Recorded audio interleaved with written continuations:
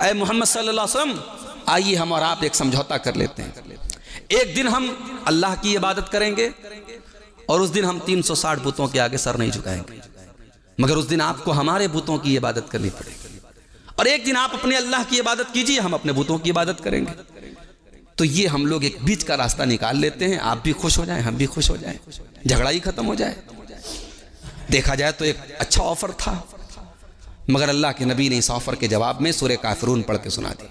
कुल या अय्युहल काफिरून ला अअबुदु मा तअबुदून वला अंतुम आबिदून मा अअबुद वला अना आबिदुम मा अबदतुम वला अंतुम आबिदून मा अअबुद लकुम दीनुकुम वलिय दीन।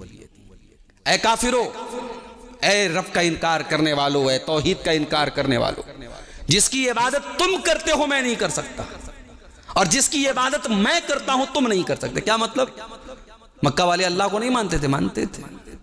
वला इन सअल्तहुम मन खलक़स समावाति वल अर्ज़, ऐ नबी इनसे पूछो आसमानों को किसने पैदा किया, जमीन को किसने पैदा किया? ला यक़ूलुन्ना अल्लाह, कहेंगे अल्लाह ने पैदा किया।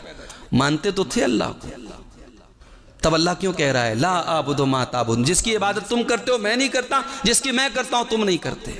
मतलब ये हुआ कि अगर शिर्क करते हुए कोई लाख ला इलाहा इल्लल्लाह का इकरार करता रहे, कोई लाख कहे कि मैं अल्लाह को मानता हूं, कोई लाख इय्याका नअबुदु व इय्याका नस्तईन की तकरार करता रहे, कोई मतलब नहीं अगर शिर्क करते हुए ये काम कर रहा है। अल्लाह को मिलावट वाली तौहीद नहीं चाहिए, अल्लाह को खालिस तौहीद, वलिल्लाहि वलहुद्दीनुल खालिस, अल्लाह को की खालिस इबादत होनी चाहिए जिसमें कोई मिलावट ना हो। वला अंतुम आबिदून मा अअबुद, जिसकी मैं इबादत करता हूं उसकी तुम नहीं कर सकते, जिसकी तुम करते हो मैं नहीं कर सकता। लकुम दीनुकुम वलिय दीन, ठीक है तुम अपने दीन पर चलो, हम अपने दीन पर चलते हैं। हमारे मुल्क में यही माहौल बनाने की कोशिश हो रही है मेरे भाई, मीडिया के जरिए और इसी तरीके से एजुकेशन सिस्टम के जरिए और सोशल मीडिया के जरिए एक ऐसा माहौल क्रिएट किया जा रहा है कि मुसलमान अपने दीन के मामले में, अपने अकीदे के मामले में सॉफ्ट हो जाए। उनको लगे कि यार ये क्यों इतनी सख्ती की जा रही है हमारे साथ, हमको क्यों इतना कट्टर बनाया जा रहा है। ये कट्टर नहीं बनाया जा रहा है, हमारे दीन की पहचान यही है मेरे भाई। हमारा कलमा जो है वो अल्लाह से शुरू होता है, हम अल्लाह की तौहीद का इकरार बाद में करते हैं, गैरुल्लाह का इनकार पहले करते हैं। आयतुल कुर्सी याद है ना आपको? आयतुल कुर्सी के बाद वाली आयत क्या है? फमन यकफुर बित्तागूति व युमिन बिल्लाहि फक़द इस्तमसक बिल उर्वतिल वुस्क़ा लन फिसाम लहा। जो तागूत का इनकार करे और अल्लाह के ऊपर ईमान लाए, अल्लाह को मानने के लिए तागूत का इनकार करना जरूरी है।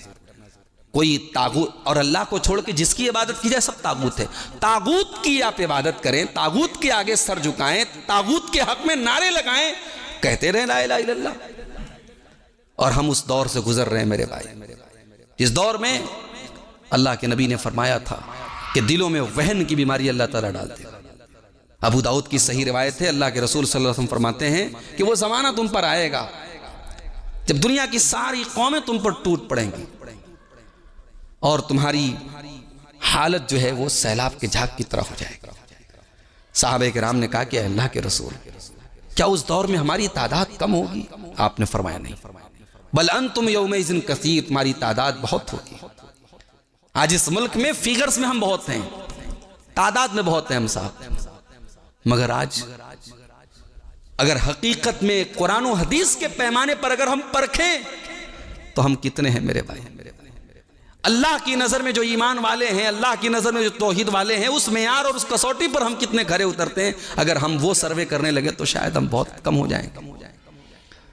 नबी के दौर में 313 थे ग़ज़वे बद्र में, मगर वो 313 प्योर थे, उसमें कोई कब्र परस्त नहीं था, उसमें कोई गैरुल्लाह के नारे लगाने वाला नहीं था, उसमें कोई गैरुल्लाह के लिए अपने दिल में सॉफ्ट कॉर्नर रखने वाला नहीं था।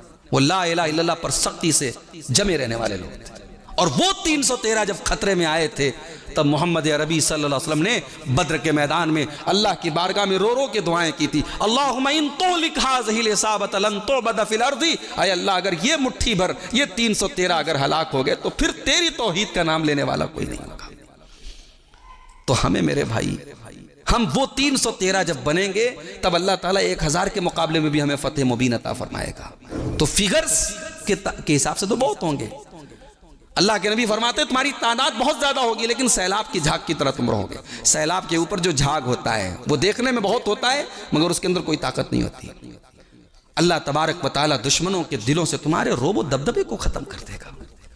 क्या बताएं मेरे भाई, किसी का घर जहां वो बरसों से चला आया हो, उस घर से उसकी यादें जुड़ी हो, उस घर को मुनहदिम कर दिया जाए, उस घर को तोड़ दिया जाए और उस घर में घुसने वाला अपना एक शानदार महल तामीर करे और उस पर जश्न मनाए, तो ये तो जाहिर है कि ये तो कलेजे के टुकड़े करने वाली बात है।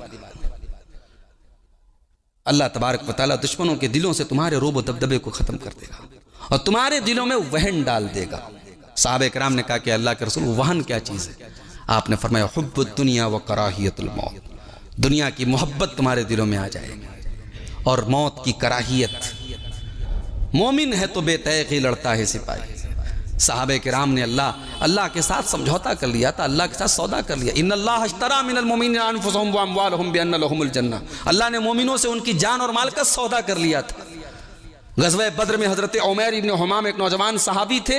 जब अल्लाह के नबी गज़वे बद्र में साहबे किराम को उभार रहे थे जंग के ऊपर, तो अल्लाह के रसूल ने कहा कि उस जन्नत के लिए उठो जिस जन्नत की चौड़ाई आसमानों के बराबर है।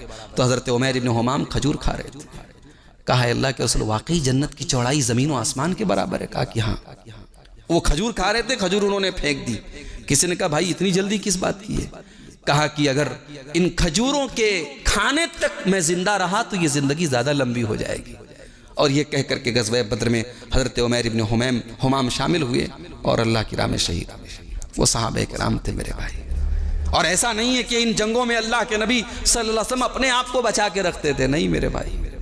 गज़वे उहद में आपके दांत टूटे हैं, आपका चेहरा लहूलुहान हुआ है, आपकी जान खतरे में आई है। और फिर बाद में जब जंगों में जरूरत पड़ी अल्लाह के रसूल ने हजरत अली को आगे किया है। आपके दामाद थे, आपके चचाजाद भाई थे, हजरत ज़ैद इब्न हारिसा जिनको आपने बच्चों की तरफ पाला था, जंगे मूता में उनको आपने कमांडर बना के भेजा, वो शहीद हो गए। फिर अपनी जिंदगी के आखिरी लश्कर को जब आपने अपनी वफात के पहले रवाना किया, उस लश्कर का कमांडर भी हजरत ज़ैद के बेटे ओसामा को बनाया। अल्लाह के नबी उन लोगों में से नहीं थे अपने परिवार को बचा ले जाए, अपनी फैमिली को बचा ले जाए, नहीं। इस्लाम के लिए कुर्बानी की जरूरत पड़ी तो मैं आगे हूं, मेरा परिवार आगे। ये मिजाज था अल्लाह के नबी का। मेरे भाइयों, ये दीन की कमजोरी का दौर है, ये फितनों का दौर है। और अल्लाह के रसूल ने फरमाया था कि वो फितने आएंगे, सुबह को इंसान मोमिन होगा, शाम को काफिर होगा, शाम को मोमिन होगा, सुबह को काफिर होगा। ईमान की वैलिडिटी 12 घंटे भी नहीं होगी। फितनों के उस दौर में अल्लाह के नबी ने हमें और आपको ये वसीयत की है कि हम जहां तक मुमकिन हो अपने आप को फितनों में इन्वॉल्व होने से बचाएं। उस दौर में हमारी और आपकी जिम्मेदारी है हम उलमाए हक के साथ अपने ताल्लुक़ को जोड़ें, जो किताब व सुन्नत के दाई हैं, जो किताब व सुन्नत की दावत देते हैं, उन उलमा से हम रहनुमाई हासिल करें और दीन के ऊपर जमे रहें और अपनी और अपने अहले खाना की, अपने परिवार की हम फिक्र करें। हर इंसान अगर अपने परिवार और अपनी फैमिली को इन फितनों से बचाने की कोशिश करेगा तो सोसाइटी की इस्लाह इंशाअल्लाह धीरे धीरे होती चली जाएगी। दुआ कीजिए रब्बुल आलमीन से अल्लाह ताला हम सबको अपने और अपने बच्चों की, अपनी नौजवान नस्ल के अकीदे की फ़िक्र करने की तौफीक अता फरमाए। रब्बुल आलमीन हमें मरते दम तक वला तमूतुन्ना इल्ला व अंतुम मुस्लिमून, कुरान कहता है तुम न मरो मगर इस्लाम की हालत में। ये हमारी ज़िंदगी का मोटो ये हो, मकसद ये हो। कितने लोगों को देखा गया सारी ज़िंदगी तौहीद पर रहे, मरने के पहले मुर्तद हो गए, मरने के पहले काफिर हो गए, मरने के पहले गुमराह हो गए। ऐसा ना हो, इसलिए अल्लाह के नबी एक दुआ किया करते थे, अल्लाहुम्मा इन्नी अऊज़ु बिका मिनल हौरि बअदल कौर, आय अल्लाह मैं तेरी पनाह चाहता हूँ सही रास्ते पर आने के बाद मैं गलत रास्ते पे न चला जाऊँ। रब्बना ला तुज़िग़ क़ुलूबना बअद इज़ हदैतना, कुरान में हमें यह दुआ सिखाई गई कि ऐ अल्लाह हमें तूने हिदायत दे दी, अब इसके बाद हमारे दिलों को तू कजी में मुब्तला न करना, हमारे दिलों को टेढ़ा मत करना। हिदायत ये बहुत बड़ी नेमत है मेरे भाई, सबसे बड़ी नेमत हिदायत है। अगर अल्लाह ने हमें हिदायत दी है तो दुआ करो मरते दम तक अल्लाह हिदायत पर कायम रखे। बहुत सारे लोगों को मैंने देखा है, अपनी इस छोटी सी उम्र में मैंने देखा है कि पहले वो शिर्क व बिदअत के रास्ते पर थे। अल्लाह ने तौहीद की दावत पर उन्हें आने की तौफीक बख्शी, उन्होंने कुरान और हदीस की दावत को कबूल किया और आए, मगर फिर ऐसे रास्ते पर चले गए, ऐसे मनहज पर चले गए, ऐसे तरीके पर चले गए जिसने उनको और गड्ढे में डाल दिया। ऐसा अंजाम हमारा ना हो मेरे भाई। रब्बना ला तुज़िग़ क़ुलूबना बअद इज़ हदैतना व हब लना मिन लदुनका रहमा इन्नका अंतल वहाब। ये कुरान की दुआ है, इसको याद कर ले आप। दुआ कीजिए अल्लाह ताला से, अल्लाह ताला हम सबको ईमान और हिदायत पर कायम रखे, मरते दम तक इस अक़ीदे की, इस तरीक़े की, इस मनहज की, जो तरीक़ा जो मनहज हमारे नबी ने हमें दिया है और जिस तरीक़े पर सहाबा किराम चलते रहे हैं, अल्लाह उसी मनहज पर हम सबको चलने की तौफ़ीक़ अता फ़रमाए।